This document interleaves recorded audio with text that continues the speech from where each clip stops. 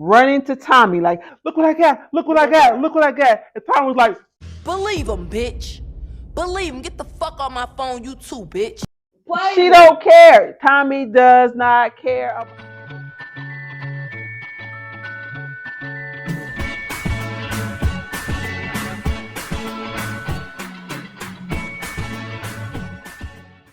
Hey y'all, welcome back to episode 7 of My 2 cents. This is Miss O. I am Charisma. And today on My 2 Cent, we are discussing Baddies West. Rumble in the jungle. Boo boo, boo boo. So let's get right to it. So we first get into this episode. We see Tommy wilding out, per usual, talking about why y'all left my luggage at the front door. Do you really think it's about the luggage, or is it something else really going on? I go to the house to get my shit. I see my bags still at the front door. Tommy does the most. So it really ain't no telling. But it was about no dang on luggage. She's mad that Stunner Girl probably can get access to her luggage. That's the real issue. You think so? Yeah, because you think about it. Somebody you don't like, you're in their city, they say, and your stuff. And she said she had like $300,000 worth of stuff in there. So here's my thing. If you got all this in your luggage, and you know the protocol is we drop your luggage off at the front door, we go through it, then you take your luggage up. Everybody else was there to get their luggage checked and then take their luggage up. Why you special? She wasn't there, so she didn't get it checked, so it stayed at the door. Right. So what makes you special? What do you think they were supposed to do? Do something special for you? Nah. And then Tommy is a diva anyway. So she wants to always be the exception to the rules. She's just that girl. That's the energy she's giving. Like, I'm Tommy, and no matter what, you guys need to think about Tommy first. That's the energy she gives. And then on top of that, allegedly she's a drunk. That's what I'm saying. Allegedly, right? Allegedly she's a drunk. But what we see on TV, she's not holding herself well. And then I couldn't be security. Let's start right there. I can't be security. Jesus. Even it was a woman security there, y'all. It'd have been my last thing. It was a lady security that was there also. And she didn't get too pushy with her, but she sure did hit her with that shoulder like, girl, stop playing with me. But she was taking advantage of the male security, I feel like, because she know they're not going to hit you back because you're on camera. But you never know. Some dudes lose their cool. It's probably in their contract that they can't hit them women back. But I would say, find me because I'm body slamming hoes. Don't touch me. I would tell Zeus, this is my last day, and put Tommy on her forehead. Period. Over the balcony onto her forehead. Because she was the way she was treating them security guards. I commend them. They really held. I don't know what they're getting paid, but they must be getting paid enough to put up with that kind of BS. Because I swear for God, it'd have been my last day as a security guard. Cut the check. I'm out. Somebody go into the hospital, and I'm out. And then on top of that, she was grabbing that one, trying to choke that one girl, trying to get up the stairs. And then it's like, who are you really trying to get to? You gonna try to fight Natalie? And even on top of that, she was trying to fight Natalie. You think your security's gonna let you go up there and hit EP? No. And then why was it Natalie's fault? Like Natalie's, like she said to the security guards, leave her stuff here, check everybody else's stuff. If it's protocol in every house that you go to, it stays there until it's checked with you there, then that's what it is. Why you coming here tripping? And you know why you tripping? Because it ain't about the luggage. That's why I said I think she's just being belligerent, drunk, regular Tommy, and she's mad. I think if she is mad about the luggage, it's not for the reason she's making it seem for. I think it's the fact that her op is in the house, somebody that she don't mess with, and then somebody she's been fighting with constantly, so she just feel like her stuff is left out there wrong. Because at the end of that, girl, you're in a gated community and the suburbs. People ain't about to just come and get to your stuff. Your stuff was downstairs in the house where it's cameras, but at the same time, it's TV, so you really don't know. I think she was her feelings was hurt. She thought she was special. Thought that, whether I'm there or not, somebody should take care of my luggage. And right, so your shit was at the front door. That girl energy. I'm that girl. You guys gotta take care of me. But she really didn't realize that Natalie is that girl. Like she said, y'all keep guarding that third floor. Right, because that girl is On upstairs. the third floor. Right. And she Natalie's up there like, let her leave. Don't even let her come in. We ain't about to deal with that. And Tommy got humbled. Because she couldn't go up there. She thought she was that girl to that one. But Natalie's the main one, boo. You run her up. You know, it was level 1, level 2. And I don't think she 2. I think Rashawn is 2, actually. But we don't even get into that. All right, so on the next scene, we see the girls all come to the living room, you know, talk a little bit about kumbaya and happy, their experience on Baddies, getting to the money, you know, blah, blah, blah, all the good stuff, right? Mm-hmm. And then out of nowhere, the notorious B.I.G. Big Biggie. Big Biggie. Let me stop. She decides to do the most per usual and decides to offend Tommy, and Tommy's not even there. And she gets upset because they keep saying that Oakland is Stunning City. And so now it's like, you know, this is my city, this is Stunning City too. And Biggie gets defensive, like, don't nobody care that this is her city. Not don't you nobody doing care. the Biggie voice. Not you doing the Biggie voice. It's on my nerves. But do you think Biggie was doing the most? Just because it's somebody's city or whatever, that doesn't mean anything. Ain't nobody scared of shit. That's why we're all here. Ain't nobody scared of shit. Anyways. Yeah, anyways. Yeah. She was. Biggie wants to be important. She wants to be more important than she really is. So, whoever she has to latch on to or be the lapdog for at the moment to make herself feel important is who she's going to co-sign for. So if it's Tommy, if it's Natalie, or if it's Krishan, during the season she was trying to be buddy or kumbaya with Krishan at some point. So, get in where she fit in type of girl. So not my type of person. It's whoever I can associate myself with to make myself feel like Biggie. I'm all that, this, that, and the bag of chips. So it's like, yeah, she was doing the mostest in the room, and it was just irritating. Yeah, she's annoying. So the girl is just annoying. She gets on my nerves on this season. Annoying. She is. Like, I've never seen somebody ride somebody for so long for no reason, and she don't even see it. She's a flunky. And I always say Natalie through the season we see, like, every season Natalie got her prey. Because Natalie's a predator when it comes to business, not nothing else. Right. She knows, she smells desperation. Like, when I say predator and prey, if you know, that's one of my favorite little sayings. She knows when someone is desperate for something or wants something. Biggie wants the spotlight. Biggie wants main character energy. That's what she wants. She wants to be that girl. Mm-hmm. But she has some discrepancies. Why she's not that girl. So she hangs around people who has that main character energy. And that's what she wants to be. So she's okay with being around the crowd of the main characters, because the out crowd of people who's not around, she feels better than. So she can feel like, I'm the main character to y'all. I'm a big Biggie to you little biggies. So, yeah, she gets on my nerves, and she just picking on Stunner at this point. Stunner don't even be paying attention to her, and this girl just attitude, sitting there staring. For what? Like Stunner said, why are you bothered? Right? I'm just sitting in the room. Why are you bothered by me just sitting here? Bitch, you can't even sit in a motherfucking meeting with me without being so bothered. Didn't say nothing to you. Like I said, Stunner is the solution to her problem. She's just looking at her like, oh, she's just this, that, or another. Because I feel like when someone argues, the first thing they say is how they envy you or how they look at you about something. First thing she always say about Stunner is calling her a hoe or this, that, another. You do this, that, another. Are you upset you to have the opportunity that she was afforded? Or ain't nobody checking for Biggie? Right, no one's checking for Big Biggie. You know, Big Dominican. Nobody. What is it? Because at this point, everything you got to say about this girl is, oh, she a hoe. She lay on her back for this. She do this. And then you compare yourself to it right after. It's like, girl, sit down, shut up, move along. It ain't that deep. Like, you don't like her, she don't exist.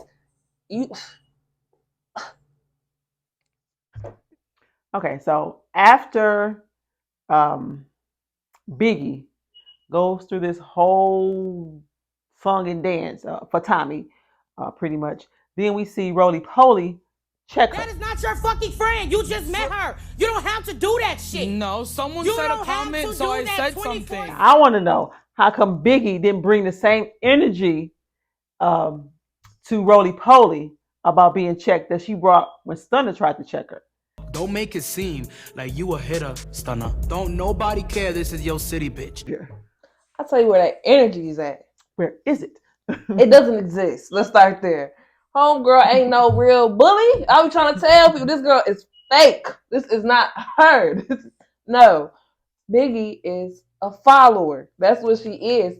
Once I don't even like talking about this person. But anyway, she is a follower. She is not a genuine leader. So she has to click up with somebody. I know it's the first episode. She was riding Tommy then. And she just won a spot. If you watch the auditions, she come in butt kissing. Like that's how she came in. Like, I love you guys so much. And just so that let me know, oh, this girl can't stand on her own. And since she knew that somebody's against Stunner, okay, I can go. Somebody gonna have my back. Somebody gonna have my back. Nobody got her back being against Rolly. Who's about to go against Rolly with you? Nobody. And then Rolly was stating them facts. Girl, she's not your friend. She not. Like she school top. It's like Rolly is like they big mama in that house because everybody that needs to be told the truth, Rolly is the one. Like she told Scotty. She said that Natalie wasn't doing you right. Natalie is not your real friend. Here comes Biggie. Tommy is not your friend. She not doing you right. But here go. No. Everybody loves me. Everybody, I'm Biggie. In your head. We all made friends during the season. Right. In your head. Because in reality, she did not read the scene and see how everybody was annoyed that she keeps coming at Stunner like, girl, give it up. It's old. Okay. Like, no one cares no more. You're holding on to stale beef. It's dead. You don't even got no, y'all fought. She fought Tommy. I mean, Stunner fought Tommy plenty of times. Stunner fought you one time. Leave it alone. Like Rolly said, we fought, got my lick back, I'm done. You still want to fight, go back for back, and it's not even your real beef in the beginning. That's the issue. It's not your problem. You made it your problem. And it's Stunner not even paying no attention. So at this point, it's giving desperate, it's giving bothered, it's giving thirsty. It's giving, I need camera time. Yeah. Once again, another person wants main character energy. Find your lane, own it, master it, and make the best of it. Everybody can't be stars and everybody can't be alphas and leaders and this, that, and other. Know your role. Know it, play it, and go on about your day. It's the extra that be getting people caught up. Gotcha. Now, before we move on, I do want to mention, I love Roly Poly for the one little scene where she was talking about female empowerment. Maybe we can give a bag, you know what I'm saying? Go out and do some stuff for the women, the children, homeless, somebody. I really felt that. Like, Roly is on some different stuff than a lot of the other girls are. Roly is not just about making money, and it's not just about business, but it's about self-empowerment, woman empowerment, and lifting up the next person. Everybody else is about the bag, but Roly is about the community. It seems like. So I really vibe with that. When she said, let's do something more, and just period, because the platform that you're on right now gives you the opportunity to do more than just show your ass. It's just sitting there twerking and fighting and drinking and acting ignorant. Roly is like, let's uplift. Let's take this to the next level. It doesn't always have to be about making ourselves look bad and look like fools and da-da-das. Right. We don't have to look like that. We can actually do some good in the community through this show or through this platform. We can jump off from this platform and do something better. So Roly, I vibe with you on that. I would say keep pushing that. Keep pushing that angle. I commend her for it. I'm with that. So on the next thing, we see Biggie is on the bus. She calls Tommy, best friend Tommy, and tells her what happens in the house. And then, Tommy threw her for a loop. She said, they're saying you're not my friend. The girl is saying you're not my friend. And then Tommy said, believe them. And I said, Wait a minute. And Biggie just stood there and blinked. 1, 2, 3. So when she did that 1, 2, 3 blink, Mm-hmm. do you think she came to the realization that Tommy don't mess with you like that for real? All the girls are saying how you're not my real friend, how I'm backed up behind you. Do you think she grasped that concept? I think it was slowly but surely coming to light. I don't know what was going on with that girl. It was lap dog. It was like Biggie was a little dog, or big dog, with a bone in her mouth, running to Tommy like, "Look what I got! Look what I got! Look what I got!" And Tommy was like, Believe him, bitch. Believe him. Get the fuck on my phone, you too, bitch. she don't care. Tommy does not care about anybody but Tommy when it comes to Baddies West. She ain't messing with you. You not her family. You and her don't go back. So y'all just met it, just like Rolly said. Y'all just met. Tommy's not messing with you like that. It's all about Tommy in that house. And you sat there on the bus looking stuck. Right. When Tommy literally called, believe him, I'm not your friend. Tell him I ain't coming or I am coming. Mm-hmm. And then hung up the phone. Disrespectful. Straight flunky treatment. That's what she gave her. Disrespect. She don't care. You a minion. You another one of her pawns. Like Tommy and Natalie use people. Mm-hmm. I get that concept. Tommy used people for her ego to keep her feeling good. Natalie used people for business. So Biggie, you getting played by both of them because at first Natalie was really you in, but you claimed more to Tommy, and now you just look dumb. Like reality just slapped you. That's really what happened. All this running, talking about stunning, trying to go hard for Tommy, and then you run to her, you tell her what's going on, and she said, "Believe him." When somebody show you, believe him. I told you to get the F off her phone. She hung up on you. No respect. And then Biggie looking like, what just happened? Right. Did she talking to me? Tell him to come or come? I said, I thought it was something son. This dummy. That's what I was thinking. Like, ain't no way. You sitting there. Dang. That's some kind of blind loyalty. That's for sure. Blind loyalty. Okay, so now we kind of move forward in the episode, and we at the club. The first thing I want to point out is the beginning of the setup. I felt for Stunner Girl when she was saying that it wasn't fair that bodyguards, they were letting Tommy's people up on stage. She was surrounded by her family, niggas, dudes, whatever, and they wouldn't let Stunner Girl's sister, I think a sister and her cousin or whatever, come on stage with her at all. It wouldn't let any of her people come on stage with her at all. I'm not letting none of my bitches come up. But they let this bitch Tommy up there with 10 niggas and 10 bitches. Like, what's really good? I ain't feeling that shit. I felt like that was wrong. And that actually was the beginning of the end, pretty much. You know, that was the beginning of the setup for me. Yeah. Right there. You feel that too? Yeah, I agree with that. All right. Then we move on to Miss DJ Sky. DJ Sky is not a DJ. That's just a chick that done downloaded some CDs on a laptop and trying to be a DJ. Girl, please. I can do better than her. Yeah, I don't take her. She's not serious. She's not a serious DJ. She wants to be a baddie. So she should be a stripper. Go be a stripper. The whole show, there's nothing to talk about when it comes to her. She might as well have been in the background. She might as well have been wallpaper or some curtains or some blinds. There was nothing to deal with when it came to her. I don't know why they even really brought. Well, she supposed to babysit, but right, babysit Krishan, but she gone. So it's like, why are you here? DJ. Just fake DJ. She's not a DJ. I could DJ. Next time Natalie call me, I will DJ. I will get my MacBook Pro, and I will go ahead and DJ for you and the baddies. Okay, because I can do a better job than DJ Sky. We ain't even call you DJ Sky. We just gonna call you Sky. Sky High. Everybody pretty much frustrated with her. This team is frustrated with her on the set. Roly keeps saying that this is the second time she messed up. Then Razors make her kind of like messing up again. Messing up. She just always fucking up. I don't understand how you a DJ and you not DJ. Dad even checked her about like, hey, you're not being a DJ. Like you're not doing either one of your jobs. And it's just like, I think she got a free ride. They just don't know. That's pretty much what she did. She is not a DJ. Go be a stripper. Not a stripper. Because she needs some attention. She wants attention. She's trying to be cute.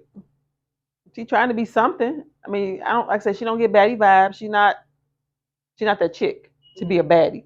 She's not a DJ. She's not a baddie. She's trying to give the vibes of that she's something more than what she is.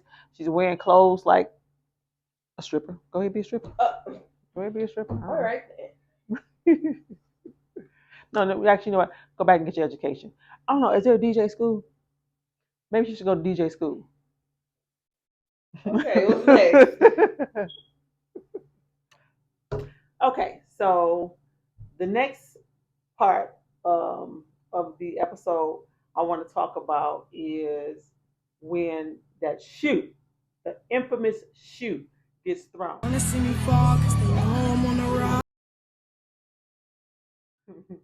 Do you think that shoe was thrown at Krishan or Blue? I don't really know, to be honest.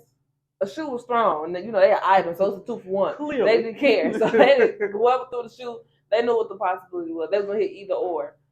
But the way Krishan was talking, she said as if the shoe was for Blue and it wasn't for her. But Natalie was saying the shoe was for Krishan. Natalie? Mm-hmm. When Natalie was talking about it, she was like, "You threw a shoe at Krishan." But Krishan said, like you said, Krishan said it was thrown at Blue. I think it was thrown at Blue. Mm-hmm. And I say that because a lot of people don't like the relationship that Blue and Krishan has. Yeah. They feel that the toxicity of the relationship is because of Blue. But Krishan is a firecracker by herself. But that's my opinion. I think it was actually thrown at Blue. But I will commend Krishan for going on with her set and continuing her music, continue doing her thing, continue making her money, and not jumping off the stage. Because I want to tell you, Krishan, if you would have jumped off that stage, it would not have went down the way you thought it would have. I'm just here to tell you, the way they was throwing down in Oakland, girl, they would have tore your ass apart. All that fighting you doing with the baddies between these girls or whatever, I don't think it would have went the same if you'd have jumped off that stage in Oakland. I think you knew too. I think you knew. I don't know, because London was saying that she was about to jump off the stage and Blue had to grab her by her pants, so she probably didn't care. And I think Blue was the one that told her to stay and perform.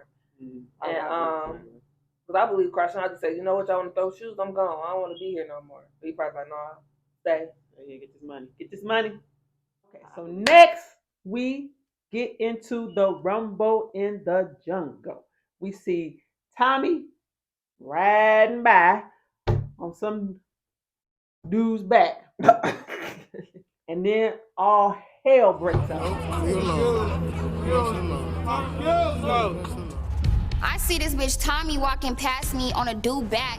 The same dusty ass nigga that was up there staring at me some type of way. My question is, do you think Tommy set Stunner up? Or was it just a coinky dink that this all went down? It's obvious that Tommy set her up. I mean, it's a duh. It's a big duh. Cause ain't no way the way she did it was like an aha, kind of like, yeah, you ain't see this coming. And just the way she talked is like Tommy don't mind getting grimy. That's what I was getting like. That's the energy she gives off, and she been saying she's going to get her, and she gonna get somebody, and she keep bringing her sister out here. She keeps flying her sister out there. Mm-hmm. In the beginning of the episode, she said it's going to be war, something to that effect. They went to war. Well, definitely did. And then on top of that, I think Tommy didn't expect her sister to get washed like she did.